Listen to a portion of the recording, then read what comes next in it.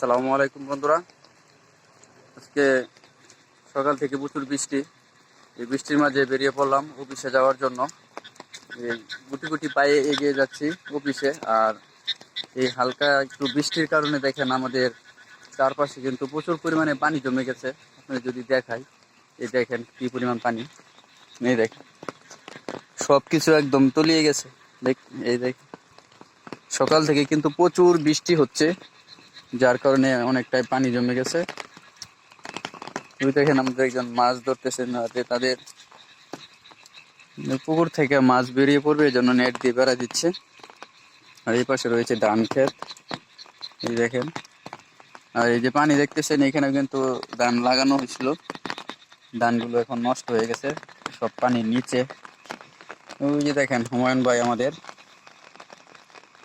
মাছ যাতে পুকুর থেকে না বেরিয়ে পড়ে এজন্য নেট দিয়ে বেড়া দিতেছে। সবকিছু একদম তলিয়ে গেছে। ঠিক আছে, এই রাস্তা পার হয়ে যেতে হবে। এটা হচ্ছে রাস্তা, এই দেখেন। এই রাস্তাটা পার হয়ে ওই পারে যেতে হবে আমার। ঠিক আছে, নদীর মতো স্রোত বয়ে চলছে। প্রিয় বন্ধুরা, দেখতেই তো পারলেন কি পরিমাণ বৃষ্টি হয়েছে আর কি পরিমাণ পানি হয়েছে।